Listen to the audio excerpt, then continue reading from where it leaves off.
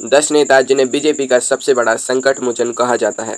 Number 10 Shivraj Singh Chauhan. 2018 में BJP ने MP, Rajasthan, Chhattisgarh तीनों राज्य एक साथ गंवाए। कहावत है एक तीर से दो शिकार, लेकिन यहाँ तो बीजेपी को ही 3 बार चोट लगी। और 2023 में एमपी में कांग्रेस की पूरी तैयारी थी, लेकिन मामा यानी शिवराज सिंह चौहान चुप नहीं बैठे। गांव-गांव गए, लाडली बहना जैसी योजना लाए और बीजेपी को एक तरफा जीत दिला दी। मोदी के पीएम बनने से पहले से लगातार मुख्यमंत्री रहना यह कोई मामूली बात नहीं है। लेकिन नंबर 9 पर वो नेता है जिसे खुद उसकी पार्टी ने धक्का मारकर बाहर किया और फिर भी वो लौटा और बीजेपी के लिए वो कर दिखाया जो किसी ने नहीं किया। नंबर 9 नितिन गडकरी।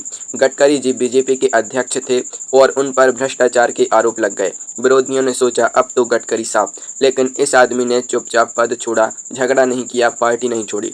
2014 में मोदी सरकार में सड़क मंत्री बने और देश में हजारों किलोमीटर के हाईवे बना दिए। जो टूटकर भी न भागे वही असली नेता है। गडकरी जी इसी बात की मिसाल हैं। अब नंबर 8 पर एक ऐसी नेता जिन्होंने अकेले दम पर 10 साल तक बीजेपी की आवाज बनी रही, जब पार्टी विपक्ष में थी और निराशा चारों तरफ थी। नंबर 4 सुषमा स्वराज। 2004 और 2009 2 बार हार, 10 साल विपक्ष में। इस दौर में लोकसभा में बीजेपी की सबसे तेज आवाज थी सुषमा स्वराज। 2G घोटाला हो, महंगाई हो, वो खड़ी हो जाती थी और ऐसी हिंदी बोलती थी कि सुनने वाले भी दांतों तले उंगली दबा लेते थे। उन्होंने बीजेपी को विपक्ष में भी जिंदा और रेलिवेंट बनाए रखा। विदेश मंत्री बनने के बाद तो वो सोशल मीडिया पर आम लोगों की मदद करने वाली पहली मंत्री बनी। बीजेपी में उनकी जगह आज भी खाली है। नंबर 7 पर वो नेता है जिन्हें बीजेपी का कानूनी कवच कहा जाता था। जब भी पार्टी पर आरोप लगे यही मैदान में उतरे। नंबर 7 अरुण जेटली। एक बात है, वकील जब राजनेता बन जाए तो दुश्मन की खैर नहीं। 2009 में बीजेपी 116 सीटों पर सिमट गई। राज्यसभा में पार्टी को एक दमदार आवाज चाहिए थी।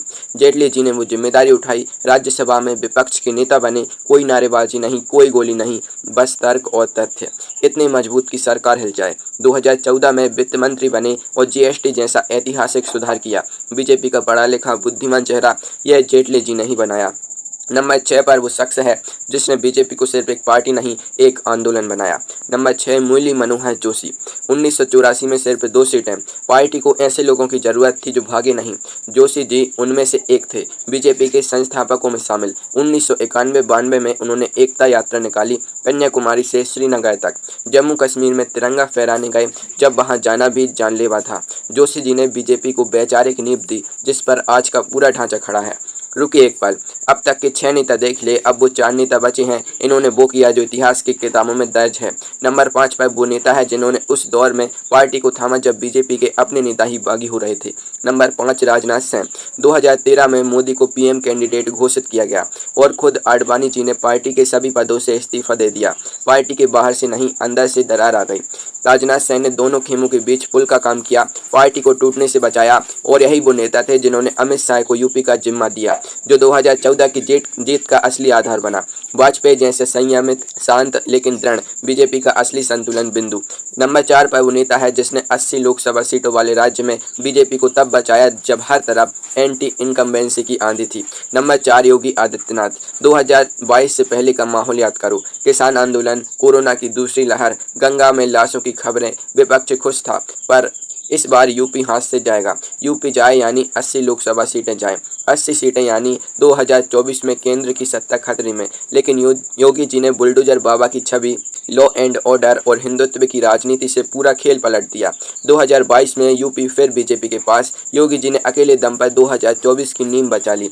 नंबर 3 पर वो इंसान है जिसे दोस्त और दुश्मन दोनों आधुनिक चाणक्य कहते हैं, जिसने चुनाव को एक विज्ञान बना दिया।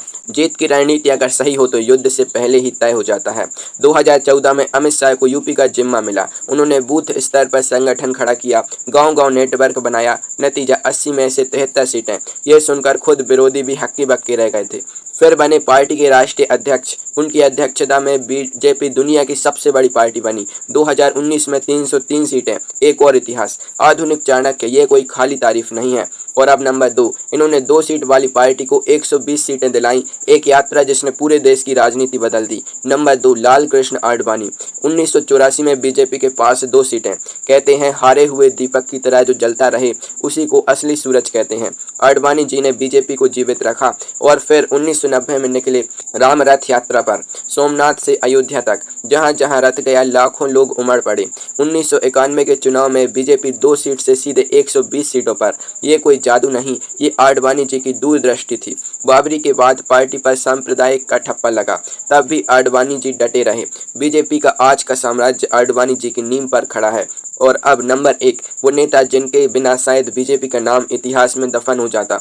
1984 से 1999 तक हर मोड़ पर, हर संकट में यही एक इंसान पार्टी की रीढ़ बना रहा। नंबर 1 अटल बिहारी वाजपेयी। दोस्तों, बीजेपी की कहानी वाजपेयी जी के बिना अधूरी है।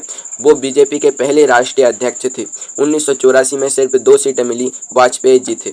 1996 में 13 दिन की सरकार बनी और गिर गई, वाजपेयी जी थे। संसद में जाते हुए उन्होंने कहा था, सरकारें आती जाती हैं, पार्टियां बनती बिगड़ती हैं, लेकिन यह देश रहना चाहिए। ये शब्द आज भी रोंगटे खड़े कर देते हैं।